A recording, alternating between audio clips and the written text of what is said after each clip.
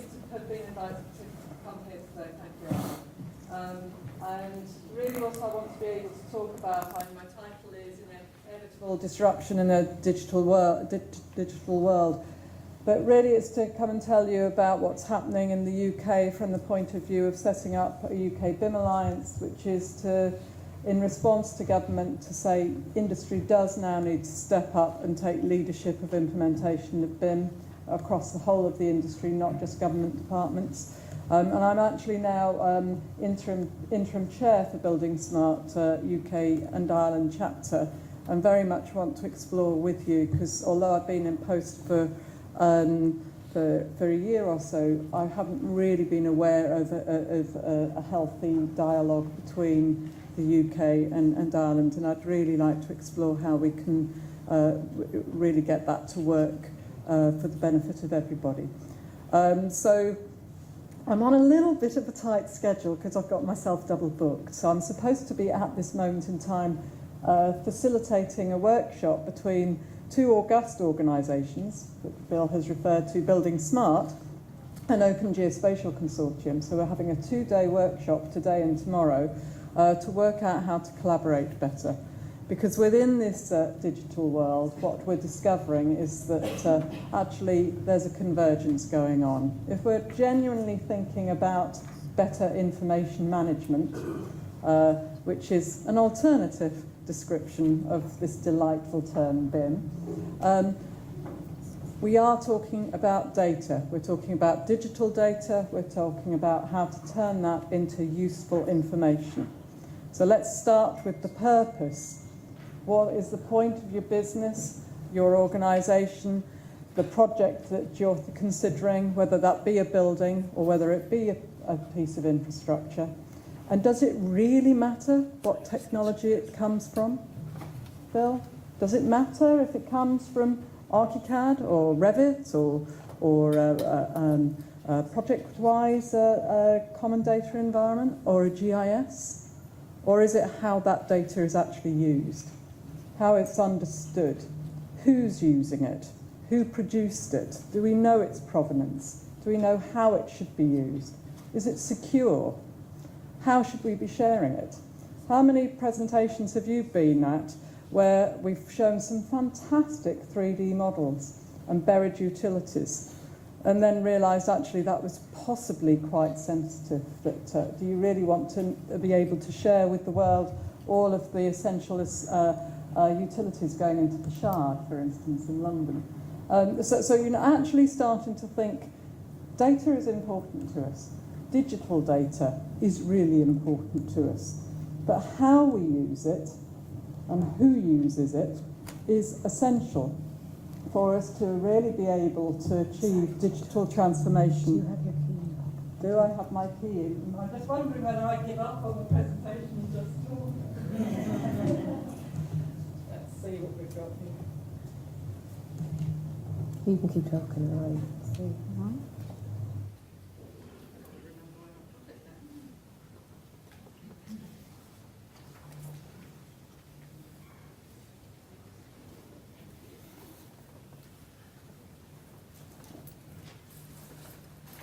If we're genuinely going to be achieving digital transformation of our industry, what we're finding, well, what's your experience, is that the rate of change is phenomenal.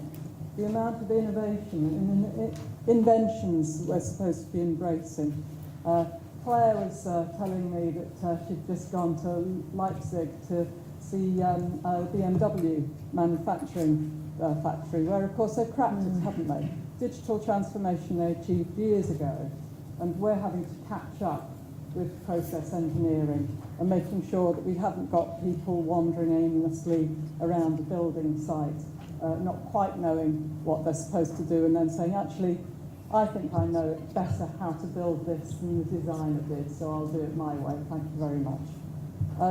Actually, I think, Claire, it's fair to say that when you actually go into the aerospace and the automotive industries, they haven't necessarily cracked it. And boy, that's human nature, isn't it? And do you see that yourselves? I'm looking around the tables here. Do we boast about our projects? Do we feel that we have to earn our keep? And when we come up to the front of a stage here and give a conference or to our award, to submit for an award, are we telling the whole story? Are we really sharing the warts and all? Or are we telling it how we think it should be told? If we're genuinely going to move forward as an industry together, collaboratively, we've got to get a lot bolder about sharing the bad stuff. We've got to be a lot bolder about saying, you know, that Kobe that Bill East came up with, it sounds pretty damn smart, and I want to look as though I'm pretty damn smart too, so I'm going to say I use it all the time and it's dead easy and I've cracked it. What a load of B star star star KS. I've been told by Atkins I'm not allowed to say that word anymore. So you know, we have been full of bim bam for a lot of time, haven't we? And it is time now. Our bluff is being called. We've got to digitally transform. In the UK, the mandate passed in April of this year. Did the world change? Did the earth move for you, David? Oh, did it? I don't think I'm going to ask why. But you know, in the UK, there has been enormous pressure. I think, shall we leave that? Don't worry about the presentation, I'll talk. Sorry, I hope that's okay. In the UK, huge pressure, all publicly funded projects to be delivered using BIM Level 2 by April 2016. And in the autumn, actually the government departments would be validating all of that digital data that was coming in. Now, there's a little bit of a slippage going on with that, and actually when you talk about BIM Level 2, it is all about a journey. So there's some phenomenal work being done, which many people will be aware Dave has been very much involved in the task group delivering what is now referred to in the UK as BIM Level 2. And they're now moving to Digital Built Britain. And the fear that a lot of us had was with government turning their attention to Digital Built Britain and how to embrace that inevitable disruption that we are all experiencing around the Internet of Things and big data and laser scanning and drones, that again, it's human nature for us all to say, oh, I want to steal a march, I want to show that I'm better than you, I need to win those contracts, I'm going to be competitive. And that BIM Level 2 stuff seems pretty boring and tame to me. I'll leapfrog at that and I'll forget about that and I'll go straight into Level 3. And actually we do level 4, don't we? Level 5. I'm sure in Ireland you're on Level 6, aren't you? Oh, so there you go. So some of you will be aware that in the UK the government encouraged the set-off of BIM4 groups. So one of those BIM4 groups is BIM for infrastructure, which involves BIM for water, BIM for rail, BIM for highways. But actually there's 35 odd BIM4s now, and there's also the BIM regions. Now the difficulty with that is that I think it's fair to say that each of those BIM4s and BIM regions probably had a slightly different flavour of what BIM was and a slightly different interpretation. So when people came out to talk at conferences or to do training, slightly different flavour and version of BIM was coming out. So again, we've got confusion in the market.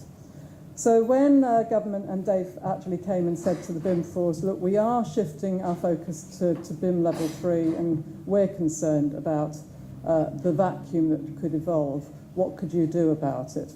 We did quite a lot of soul searching. And so what we've decided to do is to set up the UK BIM Alliance, and the clue really is on the tin. It is about responding to the UK mandate. It is about BIM. We could have been tempted to go for digital and you know, what's going to happen in 10 years' time. But you know, we want to focus on BIM as a first step, and it is an alliance. But the real key on the alliance side of things, this is not about the BIM4s and the regions per se. It is about the whole of industry. So we've been going around to as many people in industry, senior people, as we can do, whether that be the private clients, private sector clients, reaching out also to the public sector clients as well to say, can we collaborate with you? The contractors, the consultants, but right down deep into the supply chain, the facilities managers, the manufacturers, the guys on the ground who are actually having to deliver this stuff, whether it be for construction or whether it be for operation and maintenance. And I have to say that the response has been absolutely phenomenal.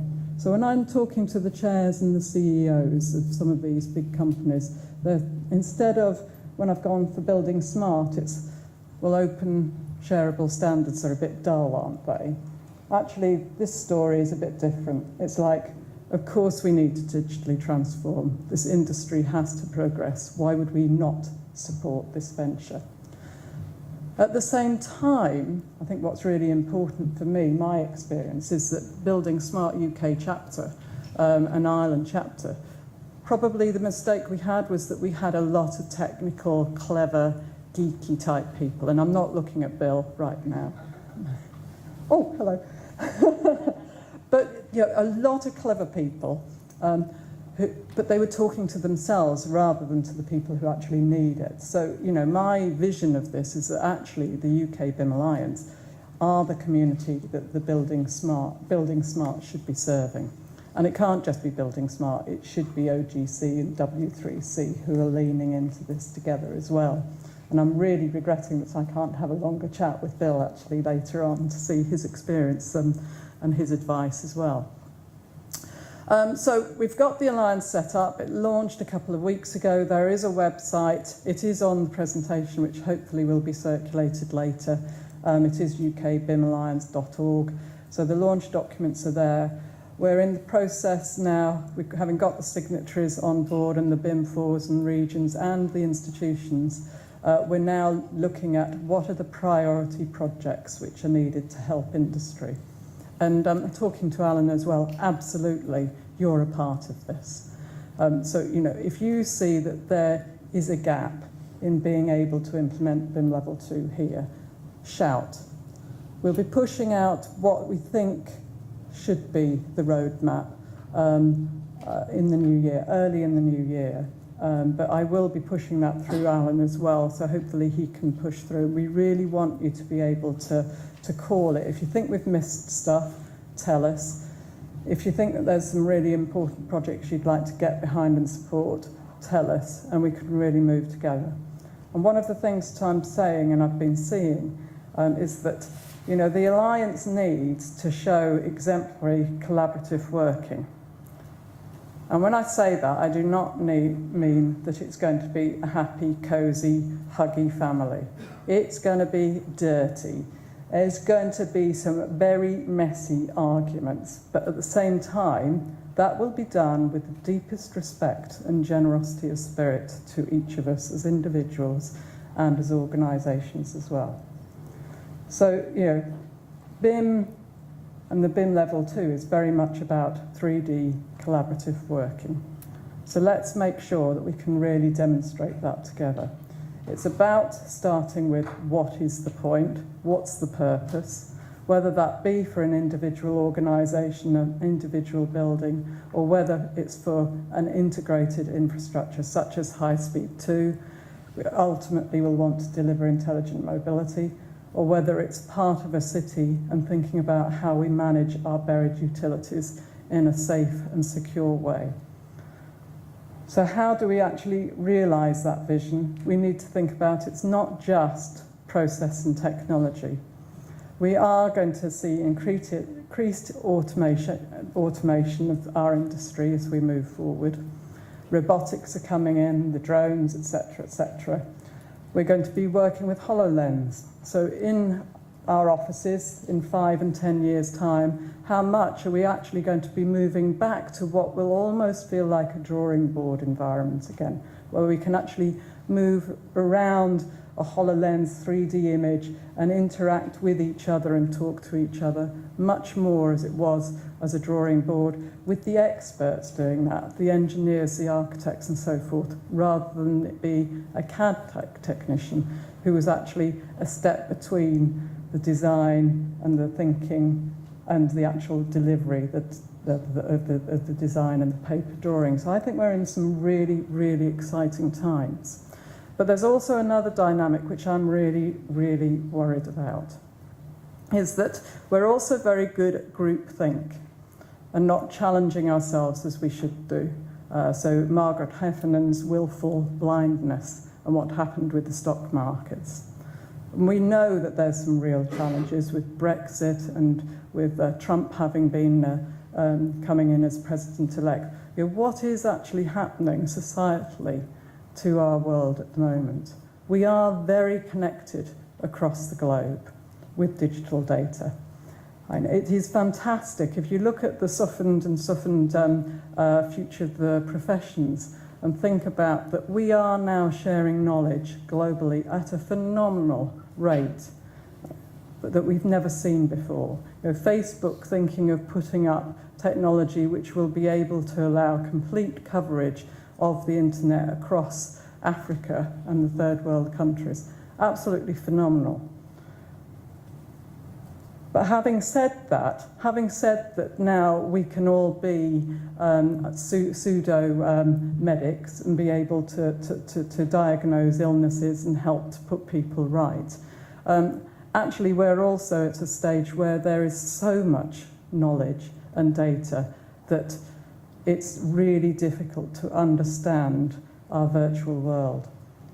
So the virtual world, and my PhD was actually computer modelling of soil erosion, so hydrology and so forth. So, you know, back in those not so very far years really, when I did my PhD, you know, actually we were doing all that computer modelling because we could control things, we could simplify things and get to understand our world better.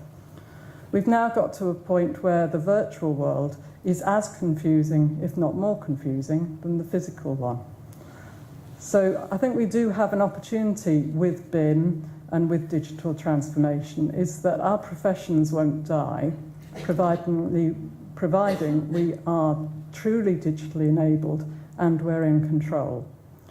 But that's the nub of it. Are we in control? So when we are using our digital models, how much do we stay engaged and we challenge it, and how much are we inclined to just believe what's presented to us? So fortunately today I haven't made you suffer. I think it was 50-odd slides, so you didn't go into trance mode. But just watch yourselves during today. Because what will happen, within about 20 slides you will start to go into trance mode and you will stop challenging as much as you would not normally. So we do have a really intriguing relationship with technology. And I don't know about you, but my iPhone pretty well rules my life. And do I question it when I should do? Probably not. Do my kids question the iPhone as much as they should, or what's going through social media? Probably not. But also there are advantages, because when my 18-year-old goes, disappears off and nobody knows where she is, actually we can usually trace her one way or another, so there are advantages to it. But, you know, we have to think, what are the unintended consequences of going digital? What are the unintended consequences of us living more and more in a merged virtual and physical world? Because our brains are adapting. So there's Susan Greenfield's Mind Change book, which is somewhat maligned, but it's a great read. I'd really, really recommend you do it. You read it. Because coming from a geography background, I'm really fascinated that when we're using Google Maps and so forth, actually what's happening is that parts of our brain are less active than they would be if we were out there doing our own orienteering. So you've got the rhinocarpal part of the brain and the hippocampus. And if you actually monitor those parts of the brain when you're using your mobile devices, they become less active. They're not being stimulated because you're not as spatially aware anymore. And I think I was saying this to somebody else yesterday, is that actually the first signs of dementia are when those parts of the brain become less active. So what I'm really intrigued about and I'm excited about is, couldn't we be doing some research whilst we're doing this first step of BIM level 2 and moving into whatever the full digital transformation could be? How could we deliver that digital data so it stimulates the optimum thinking of ourselves as human beings, so that we make a conscious decision about what we're happy to be automated and what can be standardised, because we've thought it through and that's fine and we don't need to deal with it. And what are the critical decisions and the interventions that we need to be making? So there's also another book, Team of Teams, which I'd recommend you read, which uses an example. And I am still on green. I thought I'd be on red by now. Which I thought was actually a really good example. And forgive me, because I can't remember the names of the flights, but there was one flight, Captain McBroom. It was coming from, I think it was New York to Portland. I'm just going to, because Bill might know this. And their landing gear, when they were coming in, failed to come down. So they went into a circle above the airport and they worked through procedures. So they were going through the procedures ad infinitum. You know, what do we need to do before we approach? What do we need to do in the approach during the landing? And also, or what do we do when we're actually taking everybody off the plane? And how are we going to report? Because actually there's going to be loads and loads of stuff that we're going to have to get debriefed on. Have we got all of the books and the manuals and so forth? So they went into this mode. McBroom was in charge. He was command and control. So everything was coming back through him. And 70 minutes later, they started to make the approach, having allowed 2 or 3 planes to go in before them. Suddenly a message came through, is engine 4's gone down, sir. Engine 3's gone down. Engine 2, engine 1. And they'd been so busy working through process and the standards of what they should be doing that they'd forgotten that they were running out of fuel. And in result, what shouldn't have actually ended up with any deaths or injuries, actually they ploughed through 2 houses. Fortunately, nobody was in there, but they did take fatalities on that plane. Compared to the famous Hudson River flight, where actually they had 4 minutes to respond. And they were working as a distributed team, and they were able to go into a mode where they were able to assign different decisions to different people, work as a team, and get that plane down safely. And it's very much, for me, I thought, actually, is that not a useful analogy for us when we're thinking about BIM? Is let's not allow the standards and process to take over. Let's be able to use those smartly. And we can also then be embracing the wonderful disruptive digital progress and innovation that we've got. So, you know, for example, imagine in 10 years' time when maybe we are interacting with a HoloLens BIM model, which is actually bringing in streamed real-time big data and starting to help us to analyse that and interpret that in a very visual way. Wouldn't it be great to be able to simulate different scenarios? So, for instance, clients asked you to do something which you think is pretty damn silly, but you're too scared to actually tell him because he pays the money. Yeah. Or, you know, somebody's made a decision on site to actually overrule a design decision. You know, couldn't we be able to use those to actually be able to simulate what are the good and the bad decisions and be able to really analyse those, as well as to be able to look at events on through construction and then through operation and maintenance.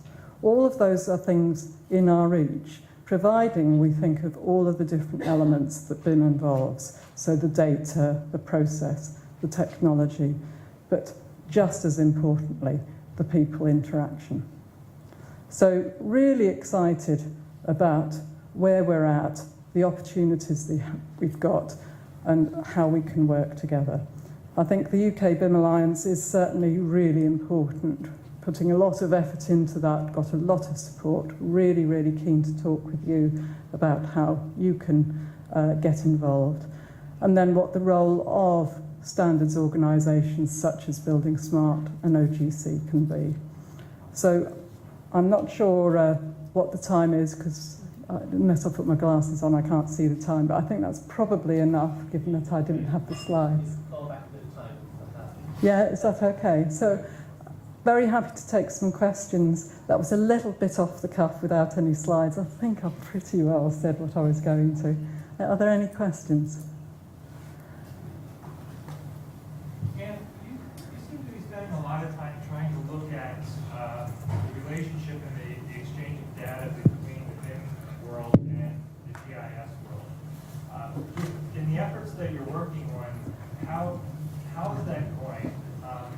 And where do you see that being in, let's say, the next 2 to 5 years, and actually being able to exchange that information effectively? So certainly from an Atkins point of view, I've been managing. So I set up the geospatial group. They are now actually becoming very much the information managers. So we had spatial data infrastructures, which we set up probably 8 years ago now. So very much on a database front. The challenge we had actually with BIM coming as BIM level 2 was how to actually be able to manage spatial data in the same way as the design and construction data. And it's taken quite a while for the geospatial to meet the designers and constructors and facilities guys halfway.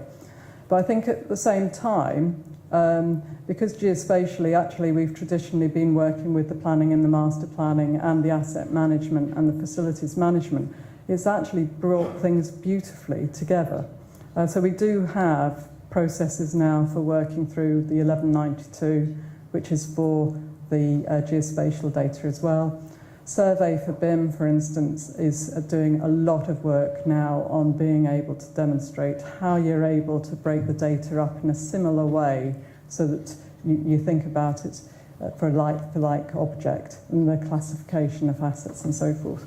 But I would say there's a lot further to be done about how to classify your assets, how to be using COBie in the appropriate way.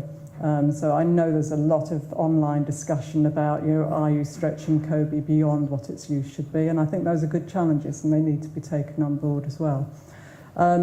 It is why we've got this workshop of OGC and buildingSMART, is that my challenge to both organisations has been, if we knew 10 years ago what we know now, how would we be approaching IFC and City GML and so forth? And given the position we're in now, what could we be doing to work together to ensure that we can realise what we're now referring to as an integrated digital built environment? So I think that there's some good stuff being done, that there's quite a lot that you're having to make do to enable that to join up, but I think there's a lot of activity which is going to push us in the right direction over the next couple of years. I've got a taxi, right.